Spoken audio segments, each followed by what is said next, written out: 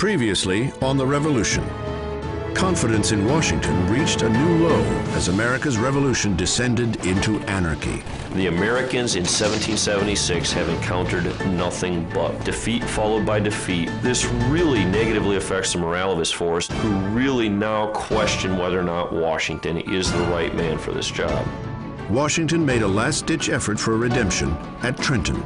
Trenton illustrates the genius of George Washington. Here is an opportunity to strike the enemy when he's weak. This is going to establish the pattern for the rest of the war, in which the Continental Army will live to fight another day.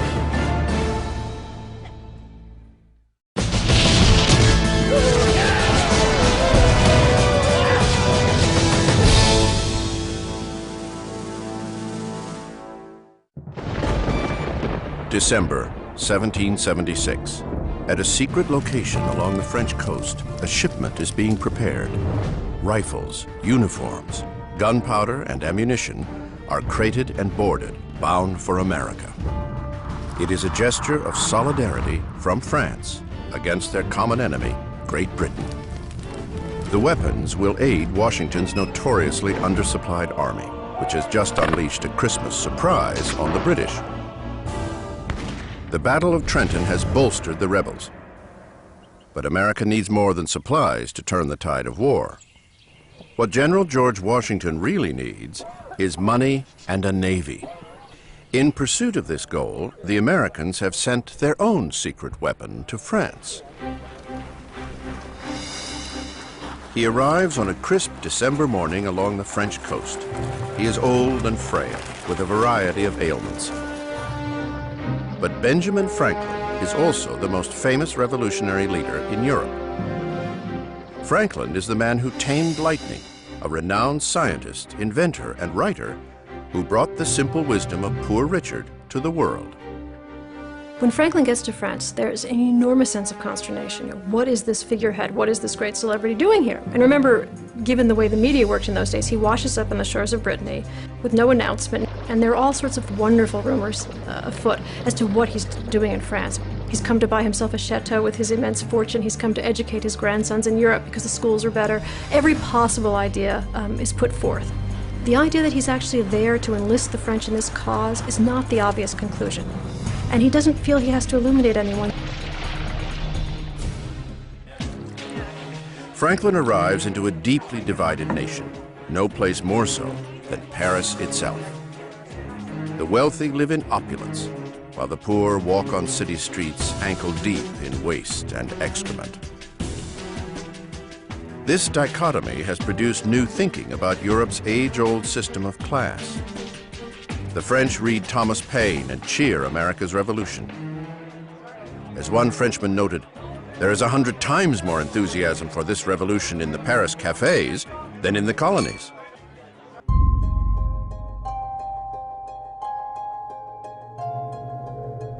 Franklin plays on this enthusiasm.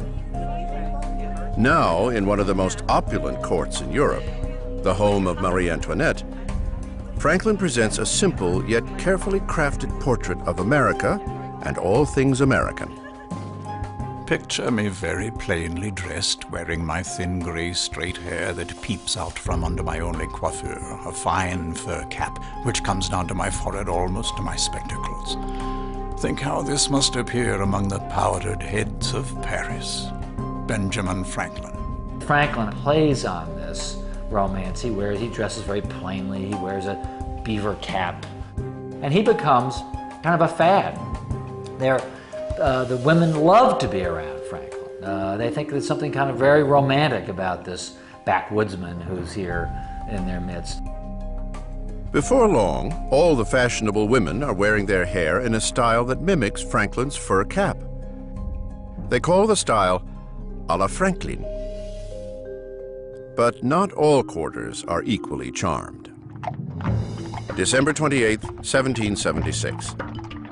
Ben Franklin arrives at Versailles, home to King Louis XVI. It seems like a fool's errand when you think about it. Franklin is sent to an absolute monarchy to ask them to fund a revolution against a king. But the truth is that the animus on the French part against the English is so great that this is a very easy argument to make.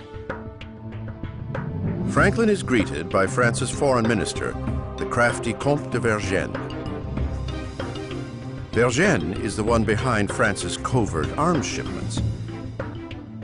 Anyone in his right mind would have assumed that the best thing to do would have been to let the colonies and England destroy each other mutually and not to intervene. But he is dead set on revenge. It's the one thing he needs to accomplish, and he could not be more eager. He is intrigued by the revolution, but France needs to know they are backing a winner. Franklin's attuned sense of gamesmanship tells him the time is not right.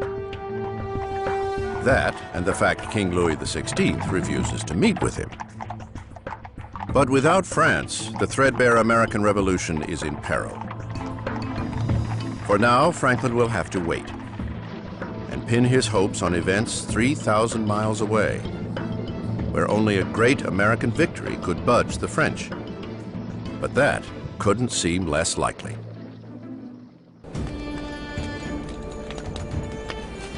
Back in New Jersey, the Continental Army is in bad shape. The Americans have not yet figured out how to feed and supply the army. John Adams, the always outspoken member of Congress, complains, "Our army is an object of wretchedness enough to fill a human mind with horror. Disgraced, defeated, discontented, dispirited, diseased, naked, undisciplined, eaten up with vermin. No clothes, beds, or blankets. No medicines, no victuals but salt pork and flour." And as winter turns to spring, the problems only worsen. No one is joining the army, and officers sent on recruiting missions must dig deeper to fill the quotas for new recruits. The colonists, like every generation before or after, seem convinced that the war is going to be over by Christmas. When the war isn't over by Christmas, Washington has a hard time recruiting soldiers. And it's in 1777 that we see many states beginning to offer significantly increased bounties. That's a cash payment for enlistment. Service in the Continental Army is now offered as an alternative to corporal punishment when you're brought into court. Service in the Continental Army is encouraged for vagrants. The shortages of trained soldiers hits the Army hard. No place more than the northern American outpost of Fort Ticonderoga, where America's inexperienced recruits are about to become the target of a major British attack.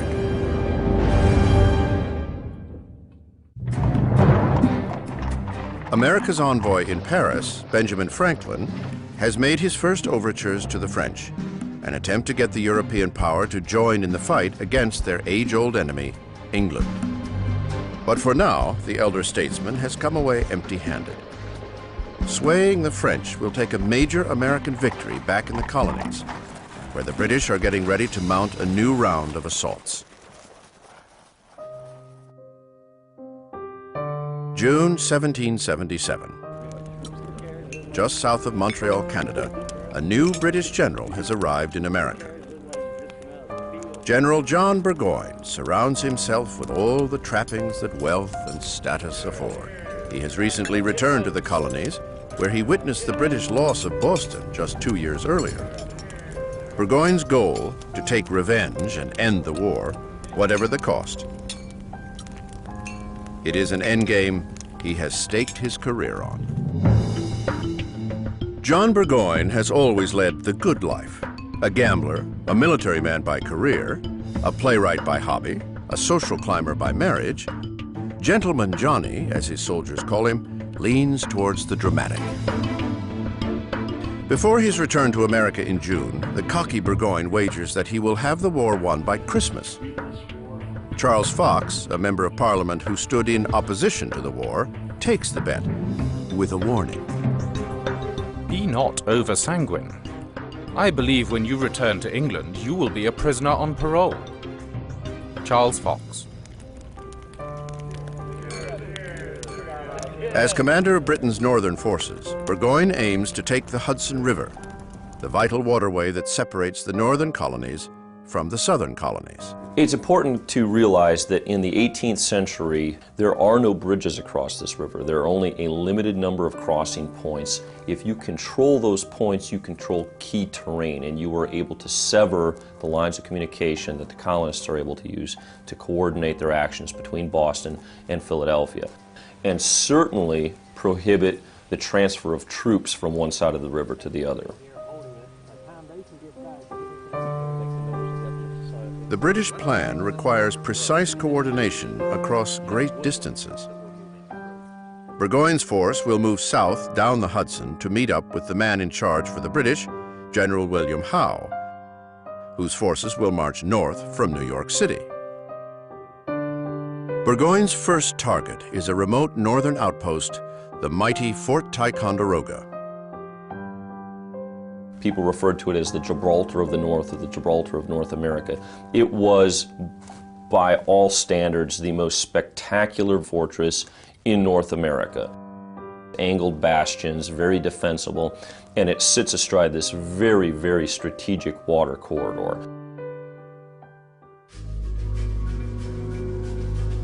July 2nd, 1777. General Burgoyne's force of 8,000 descends upon Fort Ticonderoga. The undermanned Americans are at a mighty disadvantage. Just 2,500 Continentals guard the fort.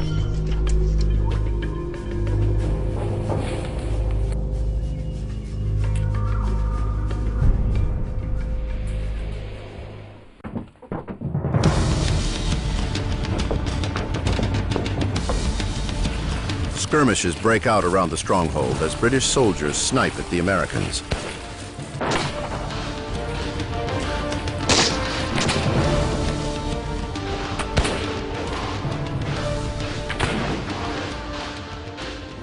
But taking the fort will require a strategic advantage.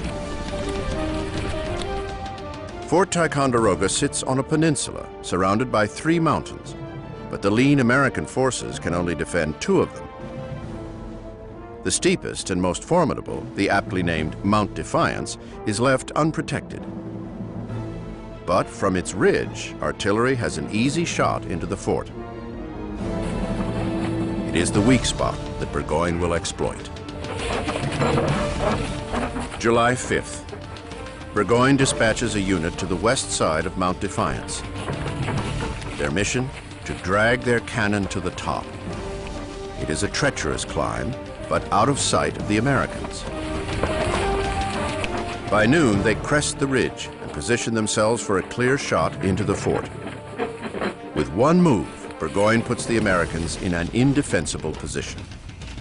And without firing their cannon once, leave the outmaneuvered Americans no choice but to retreat. It is an easy win for Burgoyne and bolsters his belief that the campaign to take the Hudson River will be a simple one.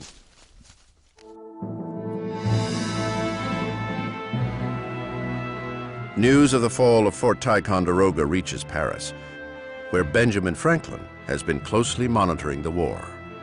He's constantly waiting for his bail. I mean, none of our impatience for our mail could possibly equal what Franklin must have felt at that point. The ignorance is crippling. But sometimes ignorance is bliss.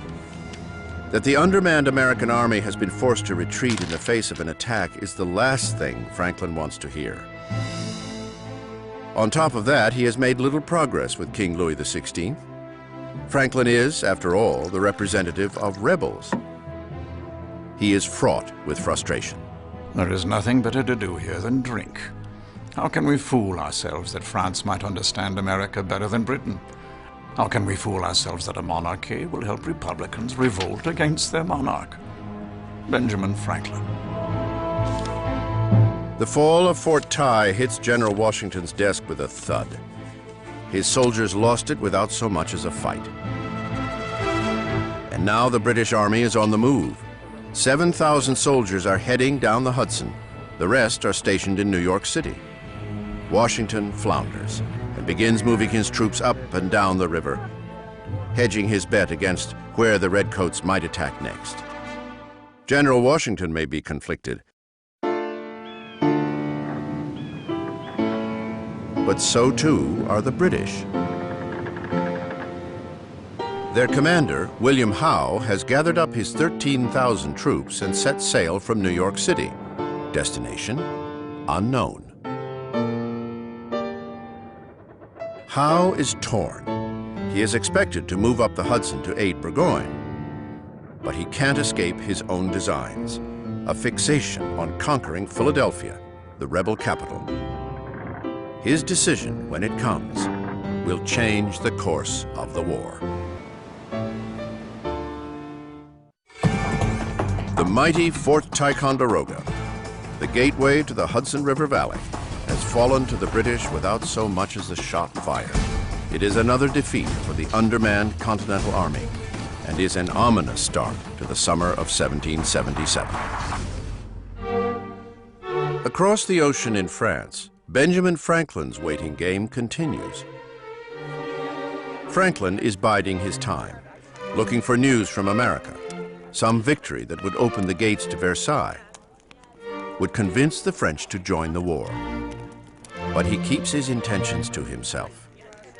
It is a secrecy that breeds intrigue. For the first year that he's there, there's a real question. Is he here because he's running away from the American Revolution? Is he here to undermine it, or is he here to underwrite it? Desperate to find out more, both France and England surround Franklin with spies. It turns out, in retrospect, that his own secretary was a spy, and that anything that crossed Franklin's desk was sent back within the week via a little bottle sunk beneath a tree in the Tuileries to the British government. And those dispatches arrived regularly 72 hours later. Because of the espionage, Franklin realized the only way he could keep a secret was to keep it to himself. And he's very, very closed-mouthed, plays his cards very close to the chest. Franklin's silence is a calculated diplomatic strategy, akin to his favorite game, chess. Life is a kind of chess in which we have points to gain and competitors to contend with. By playing at chess, we learn not to make our moves too hastily. Benjamin Franklin. Franklin follows his own advice too well for some. But he knows the time will come when he finally gets to play his next move. Back across the ocean in America, British General Howe remains adrift off the coast of New York City. 13,000 soldiers on 260 ships still don't know where they are headed. John Burgoyne's plan calls for General Howe to head up the Hudson, yet Howe is intent on Philadelphia. Revenge for his embarrassing losses at Trenton and Princeton. Howe is obsessed with holding Philadelphia and sustaining Philadelphia, situated almost exactly in the center of the 13 colonies geographically, because it's the political capital. It's where the Continental Congress resides. It's an important strategic center too, both commercially as well as politically. Howe makes his decision. He will abandon Burgoyne, his Northern Army, and the Hudson Campaign. He will invade Philadelphia. In one move, he changes the course of the war.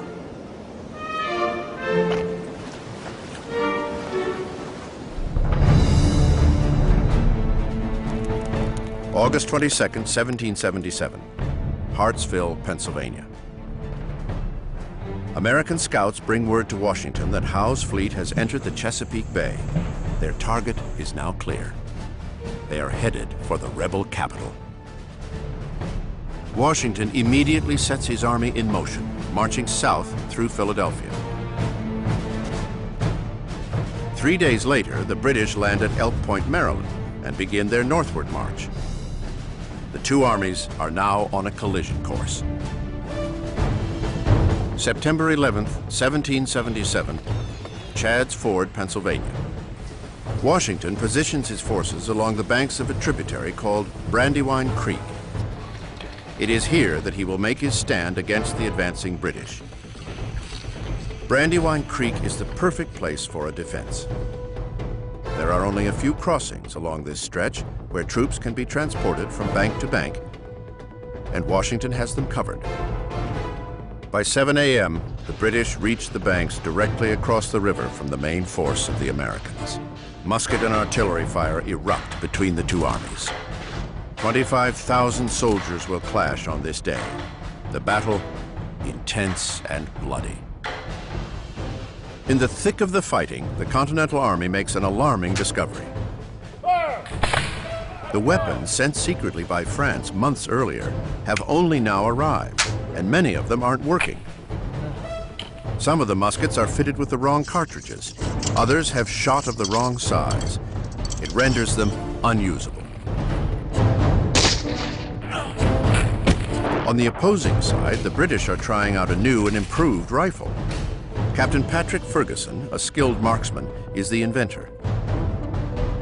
The new weapon is lighter, has a longer range, and in Ferguson's expert hands is deadly accurate. During the fighting, the captain gets a high-ranking officer in his sights. But killing involves more than aim. On the 18th century field of battle, there is also the matter of honor. The American Revolution occurs during what some historians term the Age of Limited Warfare.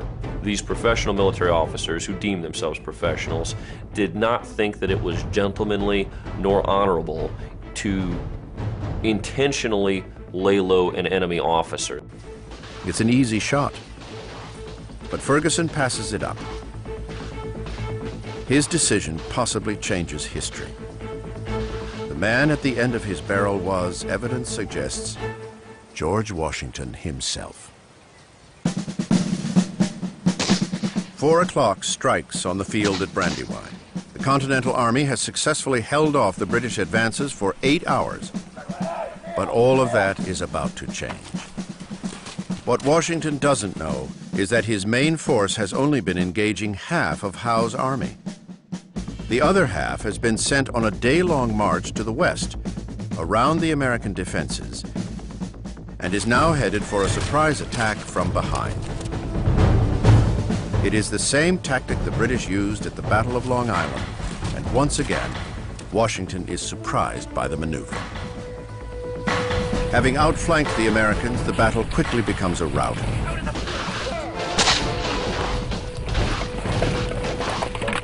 "1,000 American soldiers are wounded or killed. Washington is forced to retreat north, giving up the fight and giving up Philadelphia.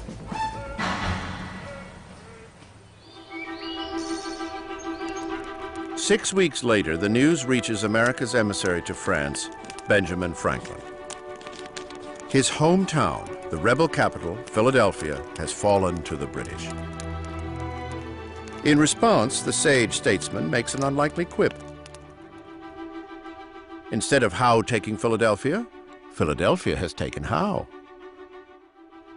This is not only spin of the finest kind, from a man who, remember, made his name writing hoaxes and dispensing misinformation in his own papers.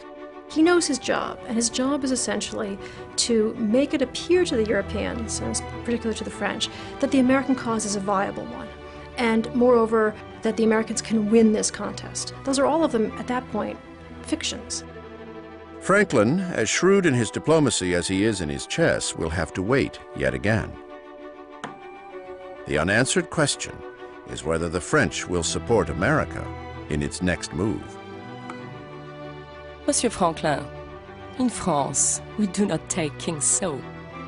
Madame de Bourbon, French Duchess. Ah, Madame, we do in America.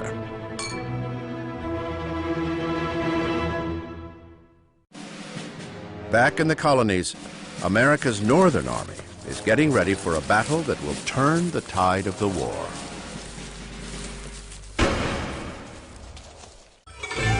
September 11th, 1777. Washington's army takes on the British at Brandywine Creek. 25,000 soldiers clash, but the Americans are outflanked by their enemy. It is another rout for the British, as the rebel capital Philadelphia falls into enemy hands. But British General Howe's decision to take Philadelphia has meant abandoning his northern army.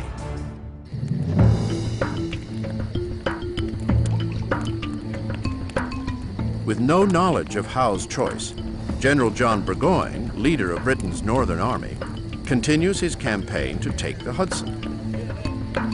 And the gentleman general makes sure he travels in style. 30 carts of food, clothing and liquor take the edge off a campaign through the rugged terrain of upstate New York. Tonight, he is confident and in good cheer. Burgoyne has enlisted help in his campaign, a secret weapon that he believes will give him the upper hand. 500 Native Americans from the League of the Iroquois have joined Burgoyne's army. They will serve as guides to the British, helping them navigate the northern frontier. The Indians were not really interested in theories of monarchy versus democracy. The Indians were playing it according to how is this going to play for us? Which side is going to be most likely to grant us our sovereignty? Who is our greatest friend, and conversely, who is our biggest threat? Each Indian nation has to make a choice. Virtually none are able to remain neutral. Most, overwhelmingly, they side with the British. For the Native Americans, it is a marriage of convenience. A British victory is their best hope for protecting their lands against the westward pushing American colonists. Burgoyne partakes in the ancient practice of sharing a peace pipe, but he wants the Indians to attack the Americans without mercy, and wastes no time broadcasting his objective, issuing a proclamation to the inhabitants of New England, a warning to all who stand in his way. I have but give stretch to the Indian forces under my direction, and they amount to thousands to overtake the hardened enemies of Great Britain wherever they may lurk. The messengers of justice and of wrath await them. General John Burgoyne. Burgoyne's proclamation is a fateful decision. July 27th, 1777, Western Vermont.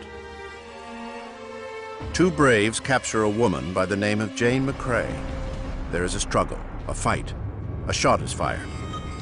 Jane McCrae dies, but it is unclear who killed her. There are varying versions of this story, and some contend that in fact she was killed by militiamen firing on the Indians in an attempt to rescue her. However she actually met her fate, this is one of those sort of events that's prone to being manipulated for propaganda purposes. The story spreads through the colonies with lightning speed and becomes fodder for brutal anti-Indian propaganda of the highest order. It is written that bloodthirsty Indians have killed a white woman, and Burgoyne is held accountable. Back in the British camp, the scalp of Jane McCrae is presented to Burgoyne, who receives it with disgust, even though he is the one who ordered the raids. The savages, having scalped a young lady, their prisoner, fills me with horror. I would rather put my commission in the fire than serve a day if I could suppose government would blame me for such strong acts, such unheard barbarities. But Burgoyne's reaction is too little, too late. The killing of McCrae becomes a call to arms. Militia grab their muskets and head to the Hudson Valley and begin to pour into Continental camps. For General Horatio Gates, who arrived on Washington's orders in August to take over as leader of America's Northern Army, it is the boost he has been waiting for. Gates is a proud, albeit disheveled man who comes from a clouded past. Born in Britain to a servant mother, he is rumored to be a bastard son. America has given him an escape from the rigid class structure of Europe. War, a chance to gain glory against his former home. But he harbors even greater ambitions. Horatio Gates wanted to be commander-in-chief of the American Army. And it goes much beyond that. Whoever was the victorious leader of the revolutionaries would emerge as the leader of a new nation. There had to be a new ruler, some new kind of ruler. No one had decided what yet. I think he might have been that ambitious and that foolish. Gates adds fuel to the furor over the killing of Jane McCrae, writing an open letter directly to his adversary. That the famous Lieutenant General Burgoyne should hire the savages of America to scalp Europeans and the descendants of Europeans is more than will be believed in Europe. They are harsh words to an old friend. Gates knows his rival John Burgoyne well. In the 7 Years' War, they were comrades in arms, registered one after the other in the British military ledger as gentleman to be lieutenant. Now Gates sees his chance for glory. In beating his old country and gentleman Johnny Burgoyne, he will prove himself to Congress, which, to him, still doesn't recognize his worth. Gates orders his army to a position where he knows the British will have to pass, just south of a region of New York called Saratoga. Gentleman Johnny Burgoyne continues his southward march, but there is no sign of reinforcements. Burgoyne has made a fateful decision to press forward rather than wait for news from Howe. Clues as to what lies ahead are all around him.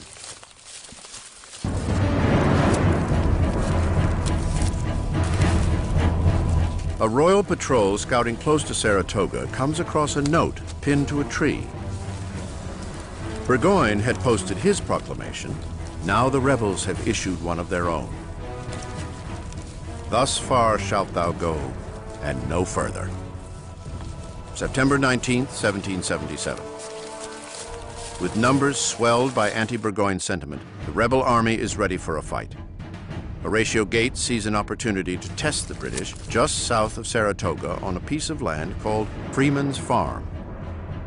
Gates has a surprise for his enemy, an elite force sent by Washington himself, Daniel Morgan's riflemen. Morgan, a Virginia officer, fought in the 7 Years' War, witnessing firsthand the fighting style of the Native Americans. Inspired by what he saw, he has created guerrilla tactics that are new to the battlefields of the 18th century. Rather than attack in columns head-on, Morgan's men fire from cover. Noon. After a tough morning march through heavily thicketed woods, a forward picket of Burgoyne's army finally reaches a clearing. A moment to rest, they think.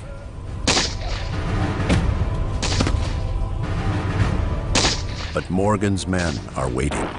Fire rains down with deadly accuracy. All but one British officer is killed or wounded in the first assault. The ambush is followed by bloody skirmishes, the battle swinging back and forth through the afternoon.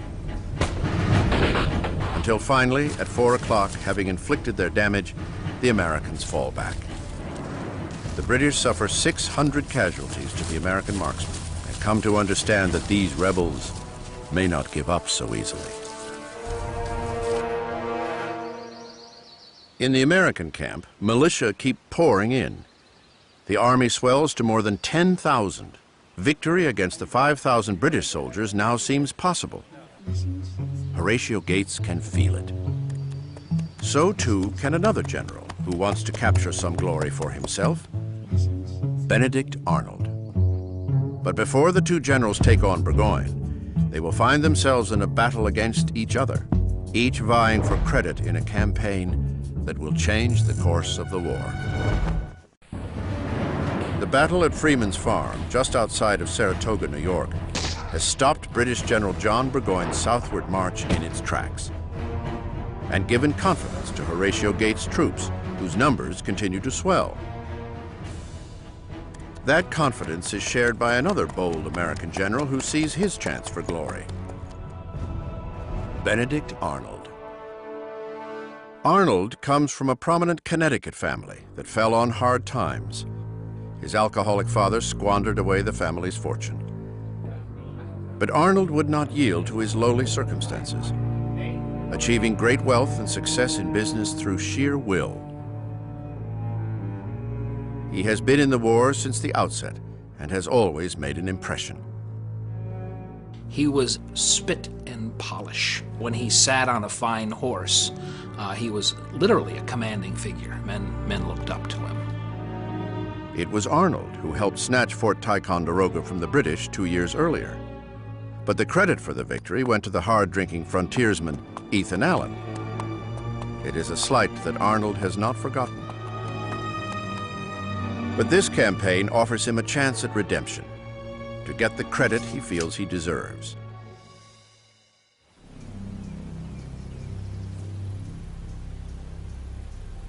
Meanwhile, around Saratoga, New York, the two armies wait, just miles away from each other. They wait, as soldiers do, for their next order.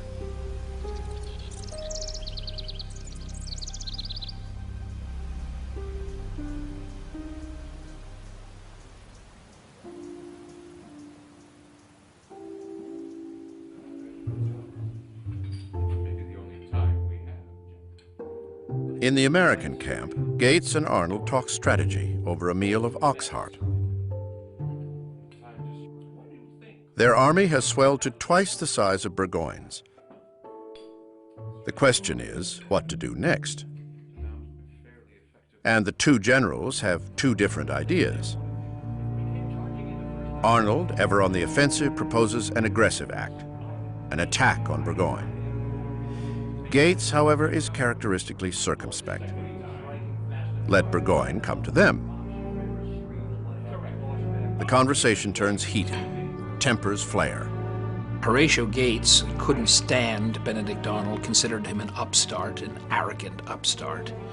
And Benedict Arnold, like many of the revolutionary soldiers, called Gates Granny Gates, a fussy old woman. But the headstrong Arnold takes his argument one step too far. Gates, in no uncertain terms, reminds Arnold that it is he who is the ranking officer. And Gates banished his best general from the dinner table, insulted him, wouldn't let him come to meetings, told him to basically stay in your quarters, which were a little hut on the edge of the battlefield. And Benedict Arnold fumed as a result of that dinner and decided that he would have to defy the orders of his commanding officer because he believed the Americans were going to be beaten if it were up to Granny Gates.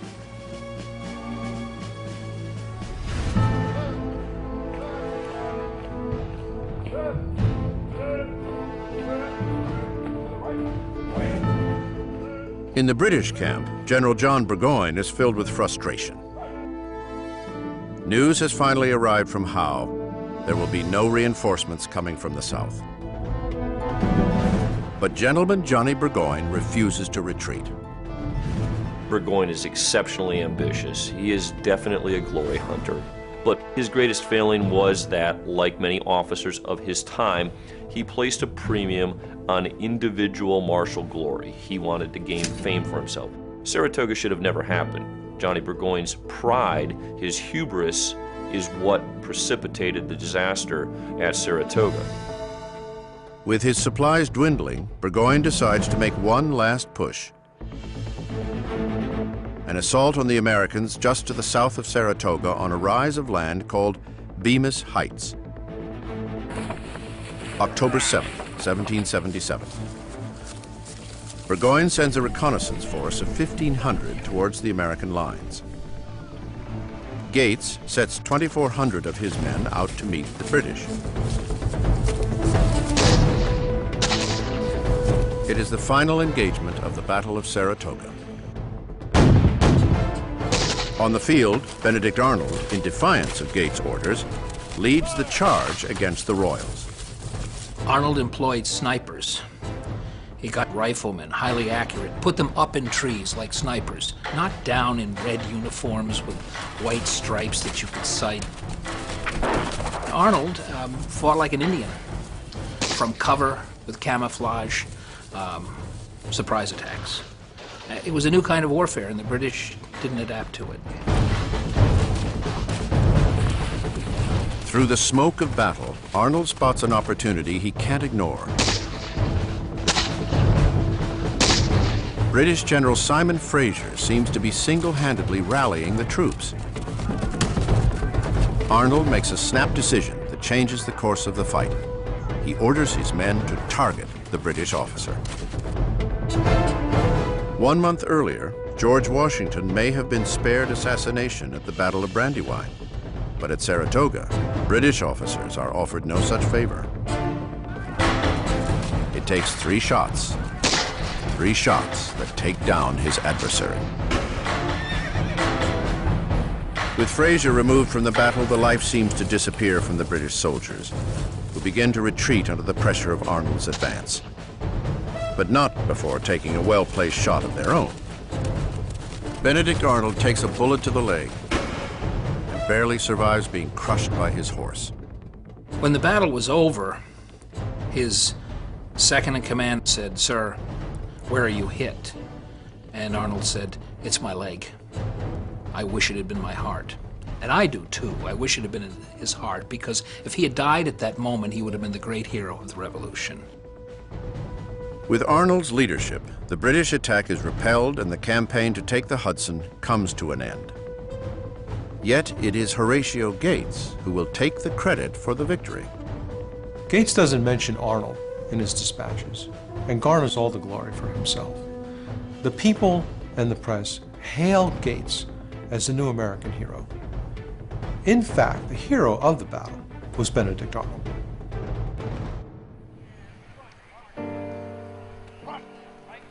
October 17th, 1777, noon. Two generals meet each other on a field of surrender. After a 7-month campaign down the Hudson, General John Burgoyne comes face to face with his old colleague, Continental General Horatio Gates. Burgoyne's ill-fated journey ends here with the surrender of 6,000 of his soldiers, the largest capture of British forces in the entire war. Burgoyne will return home a prisoner of war, losing not only his year-old wager, but his military career.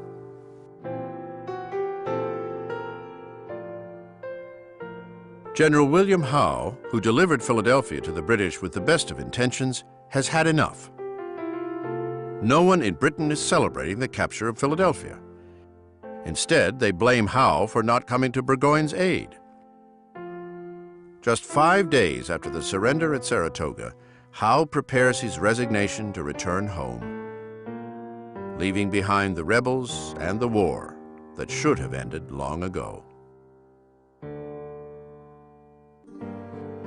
Across the Atlantic, America's envoy to France, Benjamin Franklin, receives the news.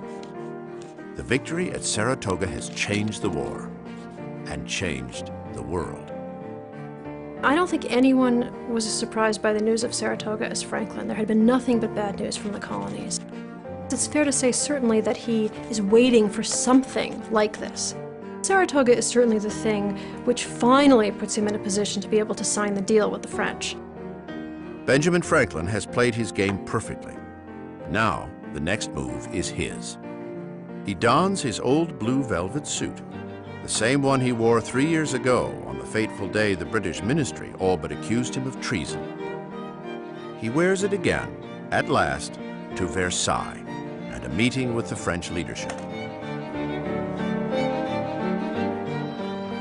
The news of victory at Saratoga is exactly what France's King Louis XVI wants to hear. He pledges his army, and more importantly, his navy, to the American cause. It amounts to a declaration of war between France and England. The American Revolution, which started as a far-off colonial uprising, is now a world war. They might be celebrating in Paris, but as the winter of 1777 takes hold, General Washington has less to be joyous about. Horatio Gates's anointment as the hero of Saratoga again raises questions over who should be in charge of this army. Philadelphia, New York, and large parts of the colonies remain in British hands. Washington must turn his army and his leadership around, for the biggest battles still lie ahead. Next time on The Revolution, a mysterious Prussian will arrive at Valley Forge to train the only army that will have him, Washington's battered Continentals. Baron von Steuben's genius was the ability to distill state-of-the-art European drill tactics to this raw material that was the American soldier. That army and its commander are now convinced that they can beat any army on the face of the earth, and they are eager for the fight. And that fight comes on one of the hottest days of the war.